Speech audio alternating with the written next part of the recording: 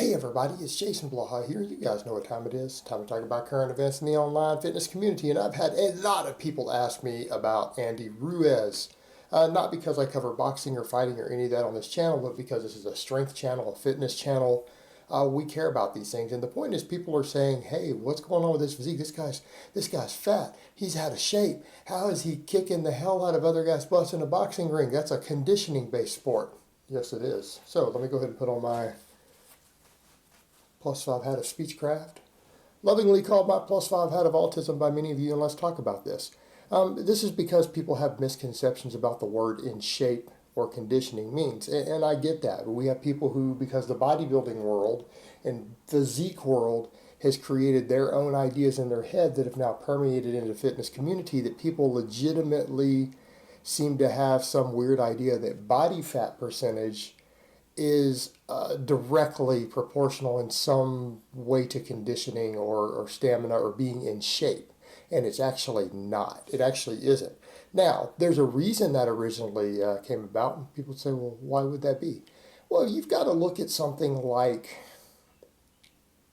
historically, athletes who do large amounts of conditioning work tend to get leaner as a general rule, right?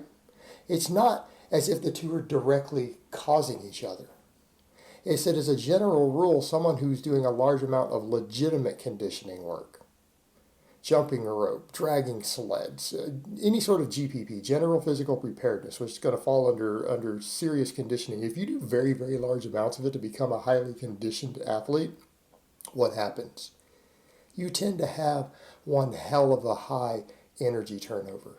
Right, you actually can recomposition to some extent. Now, it's not always as effective as weight training for things like building muscle, but there is actually a hypertrophic component to a lot of conditioning work, at least a modest one.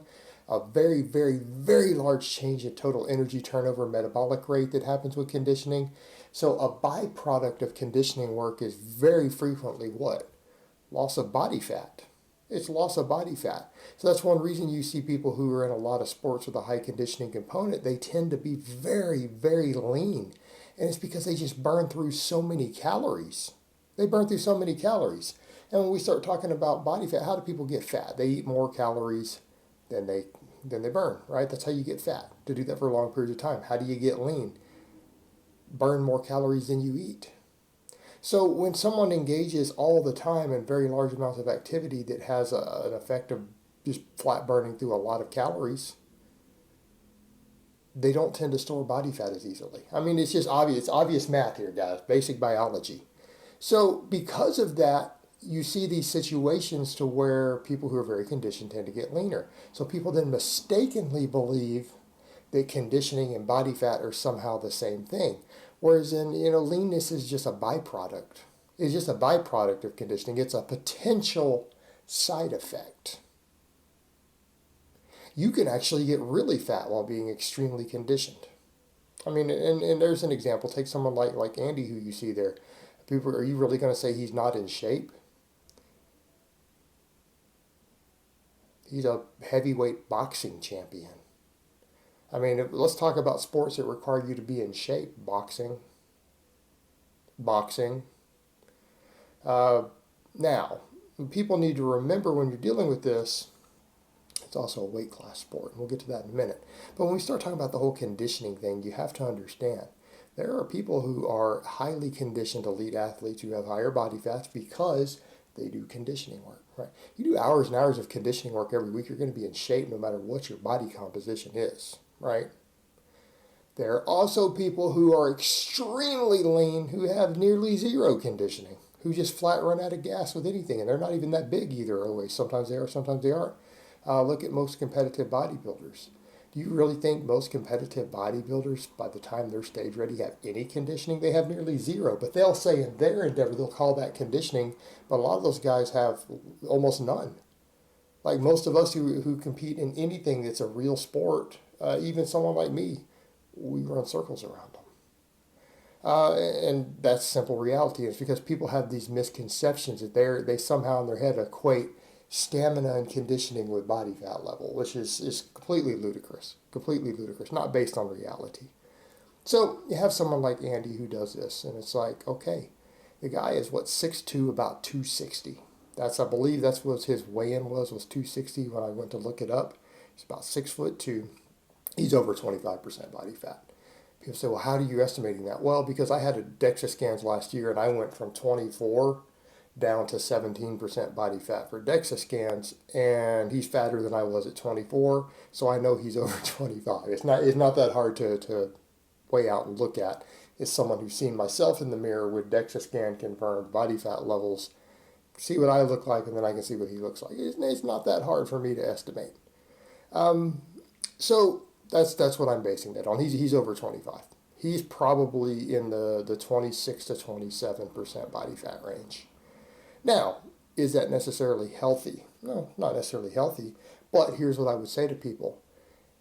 It's not the same thing as a sedentary person who's obese. It's absolutely not. And I'm not going to promote health at any size. I'm not saying that that's the case. But the simple reality is someone who engages in a lot of strength training and a lot of very serious conditioning work is going to be a hell of a lot healthier. And I mean leaps and bounds healthier than someone who's at the same body fat and sedentary, right? You are not comparing the same. They're apples and oranges here. They're not even remotely comparable. Not even remotely comparable. So again, people need to understand that it doesn't mean that because he doesn't look a certain way that he's not in shape. Now, would he probably be healthier if he got leaner? I think we could say that based upon the scientific literature. I would say yes, right? I think we would all say, yeah, that's true. That's true. He would be healthier if he dropped, 30 pounds of body fat. But is he obviously in tremendously better shape and 100 times healthier than the average person walking down the street who might be at 26% body fat as a male? Clearly. So we come over to the point where people say, well, how's he's still kicking butt in a sport like that? The body fat doesn't slow him down? No, not necessarily. Here's why. It has to do with weight classes. All right, when we're dealing with most sports in a weight class, we usually don't want body weight that doesn't immediately and proportionately enhance our performance there, right? I compete in a weight class sport. One reason I'm slowly getting leaner still. It's beneficial to me. Why? Because if I'm going to weigh exactly a given weight, let's say I'm going to weigh 215, all right, for a given weigh-in for a sport. Would I rather that last 10 pounds of that be fat or muscle? Well, obviously muscle, right? That's usually advantageous. Muscle makes you stronger and more explosive than body fat does pound for pound. Now, does having more fat have the potential in some cases to increase strength? Yes, it does. And we come back over to the other point. This is also a guy who clearly eats a fair amount of calories. And this is what people miss with this. Does overeating allow you to train more? Yeah.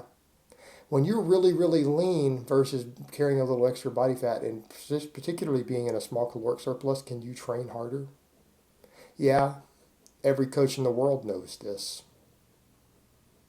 So let me ask you guys a question. If you're not concerned about making a weight class at all, and you can continue to eat a certain amount of food and train twice as hard with twice as much total training volume, and not just necessarily the strength, maybe his squats and push presses and benches and all that, but his various conditioning work. If a higher energy intake, more calories, lets you do more total conditioning work and recover from it better, because food does help you recover better, how's that going to impact your athletic ability? It's going to impact it. In some cases, it will enhance it, and it probably will. Food is very anabolic. Food also helps with recovery and is training fuel. So when you look at it from that perspective, considering he doesn't have to make a weight class, is it a problem? No. I mean, people will get this silly idea in their head. They act like size, strength, and body weight doesn't matter in contact sports. Anyone who's tried to tell you that has sold you a line of bullshit. That's not reality. That's not reality.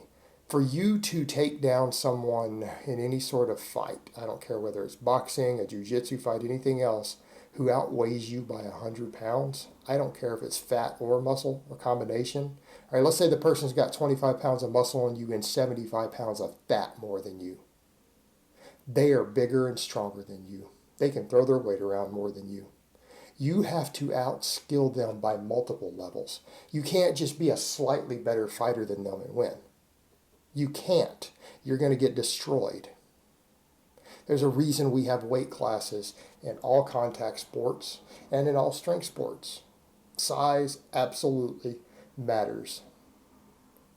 All right, it absolutely matters. Basic physics dictate that. And no amount of gym lore or talking smack from people who are skinny, underweight guys who maybe compete in whatever is going to change the basic laws of physics.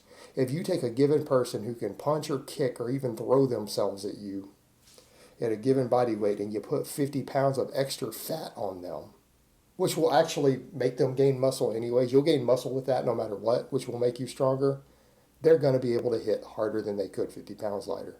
All right, the laws of physics cannot be removed.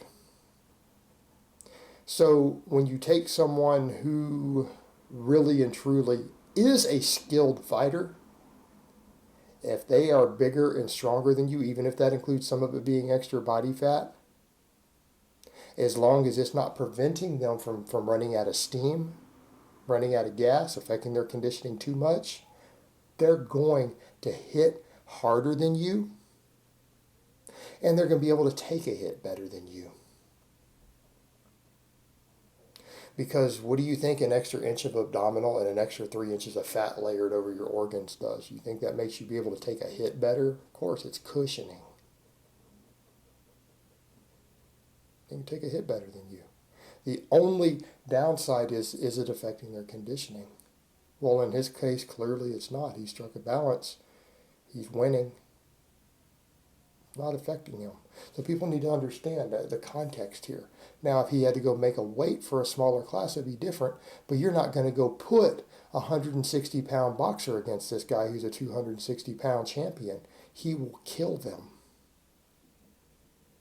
He'll kill them. They're going to leave the ring in a stretcher.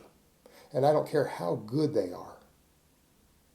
They're not walking out of that ring on their own 2 feet. It's just not happening. He outweighs them by 100 pounds. And he can actually fight.